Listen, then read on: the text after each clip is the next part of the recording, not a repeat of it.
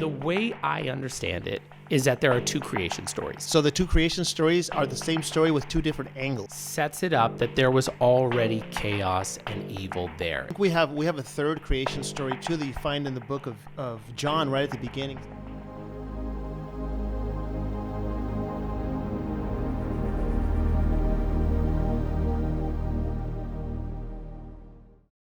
Because the way I understand it is that there are two creation stories. Oh, okay.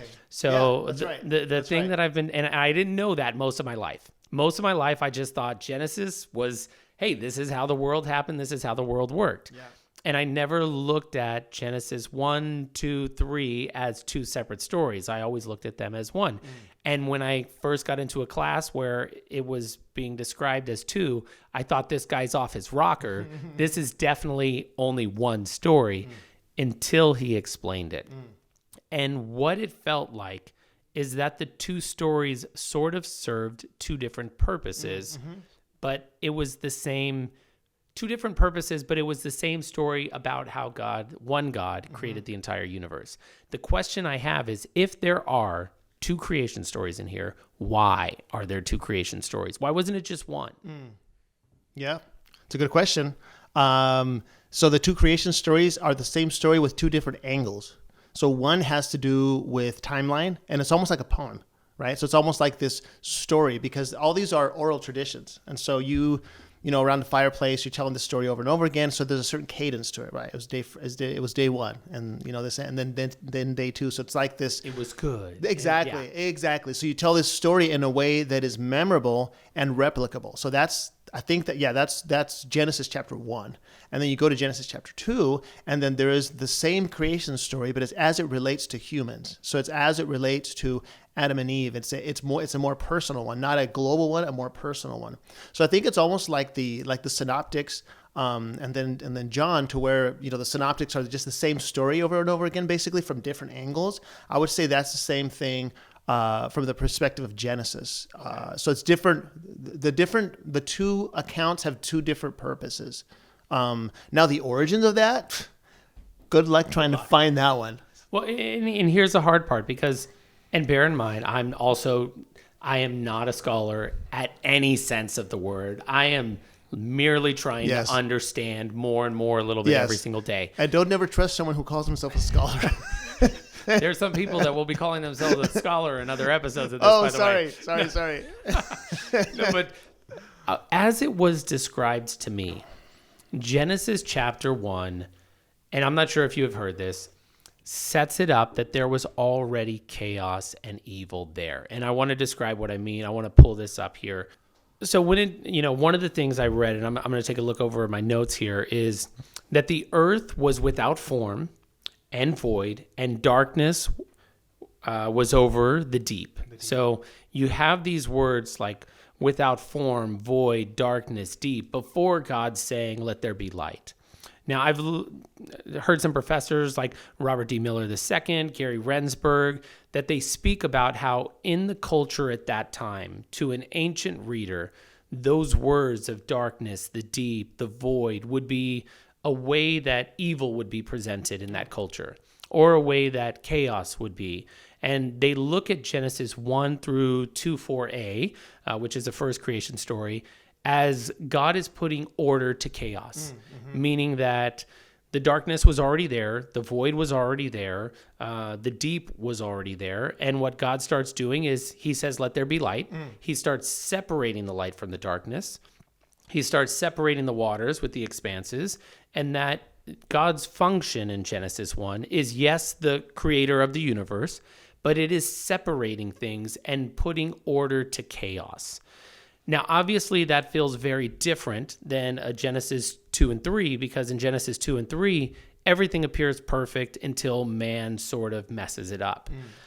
But the way that it's been described to me, not only is that both stories do show God creating the universe, but that one of them shows chaos and evil were already present, and God was putting order. And the other one, everything seems perfect, and Adam and Eve messed it all up. Are you familiar with the thought process on the first story with the order of chaos? A little bit, yeah. And I think we have a third creation story too that you find in the book of John right at the beginning. It says, "In the beginning was the Word." and the Word was God, and the Word was with God. And there's this whole idea of the pre-beginning, right? So before that, there was this coup, right, in the heavenly realms, where Lucifer, the angel, the angel of light, who was kind of a worship, leader. Watch out for worship leaders. He was, he took a third of the angels and created this coup, and obviously we know who won. And so there was this pre-creation chaos that you could say was pre-creation of the heavens and the earth. And so I think that argument definitely holds. It's an interesting perspective that there was this evil, this chaos pre-creation, and then we're kind of in the middle of that. So question on that then. If somebody was going to say, did God create darkness? Did God create evil? Did God create suffering? Or were those things already present? And obviously we can try to make sense of it, but does the Bible tell us that God created these things? Or does he not really tell us? And we just know that he tells us he did good. Like, what does the Bible actually say about the creation of suffering, pain, evil? Mm-hmm. Were those things already present? Or is that something God created? Yeah. So what I would say to that is that God has attributes, and then God has his essence. So his attributes is all-knowing. He's omnipresent. He's just triune. Like, all these things are his characteristics, let's say, right? But there's one thing that is not, that he has, that is not it's not a attribute, it's his essence. And his essence is love, which means that everything that he does is motivated by love. So, like, for example, the ocean has a bunch of different things. It has fish, it has, algae, whatever. Algae. Yeah. So thinking is Spanish. Has all these things, but one thing that it doesn't have is water, right? It is, because it is water. Everything, it is water. So that's what God is. So everything that he does, he cannot do outside of his essence, which is love. So everything that he does, comes from love. That's what the Bible claims about God. And so when we talk about evil, the only way for evil to exist is if there's this contrast, right? So there can't be good without evil. So you could say, you could get into this like circular logic 100%. Of what was first, the egg or the chicken. But, in order for one, there has to be the other. But I don't feel like that's like satisfying answer, but I do feel that it's correct, but incomplete. So if I'm just starting to study the Bible, let's say I'm taking some courses or I'm in a seminary class and I go, okay, there's two creation stories. And I hear a professor like Robert D. Miller or Gary Rensburg, and I go, okay, one creation story is telling me it may be possible that the evil was always there, the darkness, the deep, the void was always there, and God brought order to chaos.